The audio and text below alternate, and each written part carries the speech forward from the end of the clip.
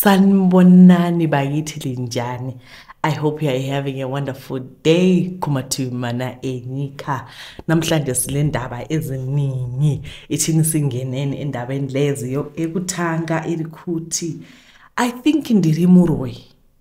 Oh, have a kind of mixed powers. Again iphinde minyaka yangu inenge ingano zvisiretete ini ndiri mukomana ne27 asi zvinoitika pandiri handizvenzwisisi. Ini ndichikura ndaive neutsinye zvokuti ndikazvifunga ndinobatikana. Ini ndakakurira kuchitungwisa tichigara nababa namai vangu. Taiva vakomana vaviri nemusikana umwe chete aiva ndiye mudiki. Musikana uyu akafa zvisina kumbonzwisisika. To some extent, I feel like I have a hand. Nekuti mamusi ndakadzinga kuchikoro ndichibva ndasvika mama wachwasha. Instead of going back neni kuchikoro vakatonditi nditambe nemwana ivo vachiwacha. Asi hazvina kundifadza, so ndakatora mwana ndikapinda naye mumba. Ndakaisa muromo wangu pane wake ndokutanga kukweva sendinokweva straw. Mind you mwana uyu ainge asati ambosvitsa gore. Handizivi kuti zvinhu zvandinofungidzira kuti zvinogona zvinhu zvazvakavhiringa pamwana kozi haana kuzombogara. Paakasvitsa gore akabva afa. Paakafa ini ndainge ndiri kuno kuchitungwisa. Mama vainge vainaye kumusha asi ndakazviziva kuti afa. Kuti nditi ndakaziva sei tete neniwo handizivi, but ndakazongoona ndakuzviziva. Things change. Ndikazonogara nagogo kumusha. Taiva vazukuru vakawanda asi ini I remember being the strongest pavari vese. Tete, I'm not proud nezvese izvi. Ndaigona kungotora mauniform emumwe ndoviga. Musi wekuenda kuchikoro munhu aimatsvaka omashaya. Ini ndichitoziva zvangu kuti aripi. Tete, ndaiti vamwe varara ndaigona kumuka ndoruma vamwe just to make them feel pain. I remember this other day people were praying, kneeling down. I went ahead ndichiruma vanhu zvigumwe zvekutsoka zvikuru. Ndine imwe hanzvadzi yangu yandakambonetsana nayo tichiri kumusha. Aiva mukuru, so akandirova. Ini semunhu aiva arwadziwa ndakamhanya paguva rasekuru raive dutu. Ndikatora ivhu ndikarisvipira ndikati iwe haufi wakaroorwa. Kana ukaroorwa uchagarira zita asi hauchazofe une mufaro. Tete ndikakudza kuti sister yangu is married but marriage yacho ingoriwo zita. Murume paiva muzimu aivarova zvekuendeswa kuchipatara nema next door neighbor. Izvozvi akaenda nemumwe mukadzi ave John. Zvese izvi I feel like it's manifestation of what I said back then. But mubvunzo wangu woti at that tender age how was I capable of doing and saying such elderly and evil phrases? Anyways, let me continue. Gogo vangu vane muzukuru wavaida aive musikana. Taiti kana tichienda kuchigayo gogo vaindipa 3 gallons iye gallon 1 nekuti aive nechest problem. Izvi ndaisazvinzwisisa, so ndaigara muti fara hako mbuya vachiva penyu. Kana vasisipo uchava mombe yamashanga. Izvezvi musikana yeye anongoti pano agara mangwana apo atori mukuru kwandiri. Ndakazodzoka kuno kuHarare, things seemed okay until mai vangu vazotanga kuchengeta huku. Taigara kumanewsstand muHarare tichishandisa 2 rooms. Huku idzi dzaivatawo mataivata isuwana. Chaindirwadza kumuswa nejongwe kuma12 or even earlier ratanga kukuridza. Ndakatanga kutuka huku idzi dzikapera kufa. I remember dzichinzi dziri kuora chitaka. Handiziviwo kuti ropa randaifuma ndakanyoresa pamadoor frame ndairitora pai pehuku penyu. Vanhu vaitadza kuzviverenga vachiti zvakasunama asi ndaikwanisa kuzviverenga. Shamwari dzangu ndingangoti yemudhuze vakomana vakange vasingadi kutamba neni vainditya. Kukatombofamba mbiri kunzi ndiri musatanist handizivi kuti vainge vaonei. Tichigara kudaro ndaigona kuti nhasi hapadyiwe ende zveshuwa paisadyiwa. To make the long story short, ndaigona kuti vanhu vabika tea yavo ndaiwedzera salt ichiri mupoto. I remember mumwe musi ndakasvapa hupfu hwesadza nembida vanhu vakarara nenzara. Umwe musi ndikatungidza matemba ataivo takweretawo vachiti timbonyautsa mukana asi iyi ndakazviendesa nepamwe. Mai vangu vakasvika pachena rimwe zuva ndawedzera shuga mumuriwo nedoyo. Vainge votoziva kuti tidye rinopisa pano ngatifadzei mungu notronium asi zvainge zvakangofanana. 2016 ndakatangawo zvevasikana ini ndaisarambwa. Ndaizongosiyawo ndisade ende ndaisarara navo kwete. Ende vasikana vose vandakafambidzana navo hapana akazonoita marriage. Vakangoita vakadzoka misoro imire. 2019 mainini mudzimai wemunin'ina wababa wangu akarwara ndobva aendeswa kuPariri Nyata apa vaive nedambudziko remwoyo. Panguva iyi vaiva nerusvava. Pandakanzwa nezveurwere uyu, mwoyo wangu wakandiudza kuti vaisazobuda muchipatara. Ndakapinda muofisi yepashopu pandaishandira. Ndakanamata zvekuti I felt kuti I was no longer alone. I remember saying, if this is a season, I command the season to be extended until the baby is able to talk and eat by themselves. I also said, if you are to fulfill this season, don't let her go through this pain I'm going. My nini recovered suddenly. Vakatodzokera kumusha.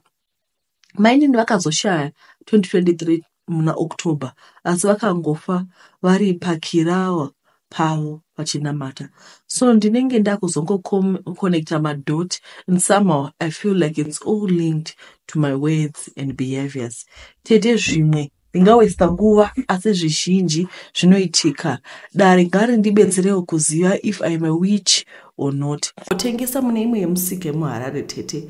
Rimwe zuva ndakanongerwa foni patable. Ndakatevera munhu uyu ndichifamba hangu asi iye aimhanya zvekuda kutiza. Ende musika uyu waive mabhero, but despite his effort kuti ndarasike, handina kurasika. Ndakamutevera kusvika paroad apo, ndakasvika ndikamwana akadhumwa nemota. Ndakangosvika ndokunonga foni yangu, ndokupukutira ropa rainge raenda pafoni yangu pahembe yake, ndokudzokera kutable. Vanhu vaibvunza, ndakangoudza kuti it was my phone. Hapana munhu akamboda kuita tek nini. Vanhu vakangosara vari pavaite mukomana wekudhumwa nemota. In 2018, I was involved in a road traffic accident. This was a staged accident. Nekuti nzvimbo yandaive ndaiva mutsva, and people thought ndaive nemari because I was the supervisor pashop pandaishanda yainge ichangovhurwa. Handizivi kuti vaifunga kuti kamota kandaifamba nako ndokaive nemari here or what. Tete paaccident iyi handina kukuvara. Asi vanhu vakakonzera accident iyi ndivo vakatozondirowa kugotsi nesimbi. Handinyatsozive nekuti mumota ndakatobuda ndikatofamba kuenda kushopu, but ndakangoti ndichangoti fambei ndakabva ndarowa kugotsi. Ndakanzwa kusechwa, vakatora foni ne50 cents yemabhondi kuzi ndainge ndisina mari. Pakazouya vanhu ndo vakandimutsa. Ndakangosimuka zviye zvepaniki kwakutotanga kufamba ndichidzokera kushopu. Zvese izvi zvakaitika atiwa manheru, so handina kuziva kuti ndainge ndakuvara zvakaipisisa. Vanhu vakanditora nekunondisiya pahospital. What I remember is ambulance yainzi ikubva kuHarare, asi kuya kwayo handina kuzoona. Pandainge ndava unconscious apa, I dreamt tichifamba takawanda like thousands of men and women of all ages. Tese taifamba tichienda same direction. Munzeve dzangu ndainzwa nziyo dzaisounda like dzekumasowe. Mwoyo wangu waida kwazvo kusvika because the music was so good. Tete there was a river, but this river raiti kunyangwe rikatsikwa mvura yacho yaisapfachuka, yaingoramba it is stable.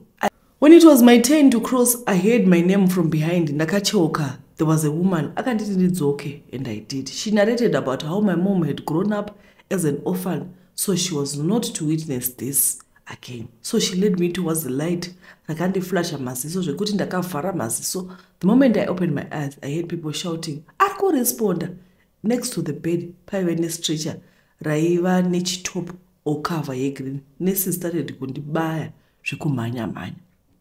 But this time, my memory was partially lost because ndainge ndisachazozwa kuti what happened. Ndakabuda muhospital musi wakaitwa my elections at 2018. I had been hospitalized for 10 days. My doctors, they were shocked by my recovery. They said it was too fast and impossible. They assumed ndaizorasa jere because of the kind of head injury I had. Ndakapora Tete, but things changed. Ndakurudzirwa kuenda kuchurch, and up to now Tete ndoenda kuchurch. Asi ndine humwe hutsinye hunongoitika ndisingadi, and I just say a bad wish and it happens. Now amai vangu vanotogara vachiti kana tikatamba tichiwanzira ndikaita sendati tsamwei, vanomanyira kuti kutamba hangu. Iwe zvauriwe unditambise chamutengure kupe. First days I thought it was a joke, but I'm now seeing kuti what I say usually bad things they happen. Tete, I'm always reading Bible and worship to overpower this. And I now feel that I have this power within. Sometimes I see dreams of future, even beyond my family. And I am advised to pray about it. This other time I dreamt of a bus. In this dream, I saw the color and red number and number of dates. Ndikaudza workmate yangu. After some days, ndakangoona akunditi pafoni naiwe umbori hani. Ndakatwrite sei zvikanzi unotyisa abva ndisendera picture news zacho. It was confirmation of what I said. Ndakaudzawo my pastors vakangoti you should pray on everything you dream because kuziva kwaunoita there's a reason. So I wonder if whatever is within me is godly or evil, because ndikaboikana what I say will come to pass, and I feel that I fear physical attack, not spiritual. Andina kana muntu wandoziva onganga nongondinetsawo hangu kuti zviri kumbofamba sei. Mai vangu achiti udzai mukudambudziko renyu, akada hake munokunda, asi akafunga zvinoita wese. Saka ndikutoda clarification kuti zvii zvinomboitika. Mai vakandichedza vaya vakanditi chinja uchafunga mufungwa dzako ndicho, ndine mweya wauchadzokera nawo kuna mai vako. So ini ndakabva ndaona nyoka, because like I said, all creatures were moving towards me, same direction. But pandakashedzwa, I did the opposite. So ndainge ndoona zvakasiyana-siyana. And mai ava ndaitombovarota vachindudza zvekuita, ndichivaudza zvandinoda, but it's usually doing bad things as revenge. Zvakaoma. Yeah, right. Saka kwekutanga vanga vachiti ivo vakakura vane mwana nemusikanzwa, zvezvekuti kana vanhu vachinamata vanogona kutofamba zvavo vachiruma vanhu zvigumwe.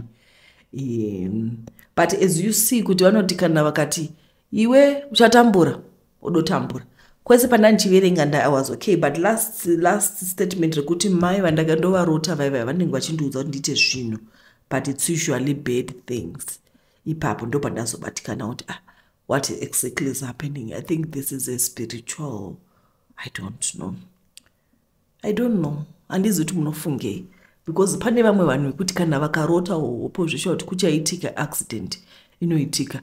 Zvichireva kuti Mwari anenge achitaura nevanhu ava in a special way. A few years ago ndakati ndakarara ndikarota tiri kubasa, tatine workshop, so tiri kubasa paya ndobva ndarota mune vanhu vakafa vakawanda, ndichitojamba vanhu vachiti kona vari kuiteiko ndichara nasekretary. Kubva ipapo takafigwa zvamusati mamboona. Zvakaoma, zvakandidepressa. Takafigwa workshop iyaya, mukabiwa zvinhu, mainjini evanhu, zvii, takangwana rangova ground. Saka manje handizivi kuti does God, maybe munhu ane chipo chake kubva kuna Mwari chekuti Mwari anotaura naye through dreams, but upouyawo vamwe vanenge vachida kumushandisawo sekuti mai avanomudza kuti ita zvakashata. So I think it's a mixture of things, but what I can just say is he has to pray. Vafakwari munhu anonamata nepavati kwai ndakaudza sisi vangu kuti muchavarombe zveshuwo, sisi vachona vana sisi vanongotamburawo. Zvakaoma hazvo. Alright, regai tipinde munyaya inotevera. Nyaya iyi ndakaitumirwa neFriday. Mwoyo wangu wakabatikana zvisingaiti. Kuti makasimba here tete, ndiri mukadzi in my late 30s, ndinoda kukutsanangurai upenyu hwandakararama kubva mai vangu vachifa. Mai vangu vakafa ndiri grade 6, ndikasara ndichigara nehama dzekwababa. Gore rakatevera baba vakabva varoora mumukadzi. Tete takatamba chamutengure vhiri rengoro, taenda kuchikoro nenzara, mafuta taizora matamba. Apa ndaive nechipfeko chimwe chete chemukati, zvekuti pandakatanga kuenda kunguva yevanhukadzi zvaive zvakaoma. Ndairara ndakapfeka chijira, ndowasha chivharangozi changu, ndozomuka ndichipfeka kwaedza nekuenda kuchikoro. Chikafu taidya kamwe chete pazuva, anova manheru chete. Ndakakanganwa kukuudzai kuti ndaive nekahanzvadzi kangu kakasiwa kaine makore 5 ekuberekwa. Basa taibata kunge madhongi akanhongwa pamba pababa vangu. Pairimwa mbeu dzinozotengeswa, but mari yacho yaidyiwa nevakakodzera. Isi chedu kwaiva kushanda. Mbatya taive tisina, kuzoti shangu dzaitova luxury. Regai ndiseke nhamo serugare. Tete kuchikoro ndaigona zvekuti ndaitarisa kuzova doctor, but zvaingova zviroto. Hanzvadzi yangu atova murume mukuru, but kumusha haadi kunzwa nezvako. Maiwe patiri rangu. ndakazokurumidza kutizira kumukomana wandaifambidzana naye. Mind you, it was after my O level. Handina kubvira ndaita zvevakomana ndiri kuchikoro, even though ndisina kuzobuda zvakabaka because of the living conditions dzekumba. I only managed kubuda ne-C kuenglish, B kuscience, maths I failed with a D. Ndakaenda kumurume kuya zvakanonetsa nekusadiwa nehama dzemurume, kusvika naye murume asisachandidi, ndikabva ndine vana vangu vaviri, not the exact number, avoiding vanondiziva. Ndakauya Joni ndikatanga kushanda izvezvi ndiri pari nantete, because comparing to the life I grew up, I can say it's the best life ever. Nyaya yangu yakarebesa, but ndangoidambura. Kune vese vasina hope in life, turn to God. He will provide and protect and take care of you. Vakazonyora vakati, right? I'm struggling to forgive my father for everything I went through. Zvizhinji zvasina kutaura. I was raped by unknown men. Ndaizongopepuka munhu akutobuda mumba, but ndaisamuziva. It happened as many times as about 10 times, but hapana wandakaudza. Hey, then ndakabvunza kuti saka munhu maimuona sei? Svika ndaingomuona abuda. Ndikati saka pamba pamaigara paigara unongatsvika paigara baba chete, but kwakuri kumapurazi ndo raita zvekusungwa newaya. Saka munhu aitopinda mumba, but havasi baba. Munoona kuti vana vakakura nepain yakadii, vana vakakura vachigwadziwa. Then nyaya yekuti kana mashanda mari inongohliwa nevo vakakodzera. Nyaya iyoyi inondifungidza kugokwe. Vanobva gokwe munoziva zvazvinoitiwa, kunorimwa kotoni yakawanda, and in most cases baba vanongoenda kunodzvara, munhu achasakura, ende kotoni inosagwa ka3 kana ka4, vanhu vachasakura vana namai. Handiti vosakura voinhunga yotsikwa mumabhero. Kana yangotsikwa mabhero, ukangoenda kutauni, ukaenda kusenta, vakanopiwa zvemanonzi mai macheki kukotko, aiwa baba vozvidlira mari, vozvidlira dzimwe munhu anoita vhiki rose ari kugokwezenda uchidliwa nemavasikana usiku udzoka kumba asina kana chakabata. Handiti zvinorwadza kuti vana ndio vane vachishanda, vana havasina zvakawanda, varingodawo maunderwear nebhutsu nezvinhu zvekuti vangokwanisawo kuenda kuchikoro. Aiwa vabereki, tisadaro tinogwadzisa vana.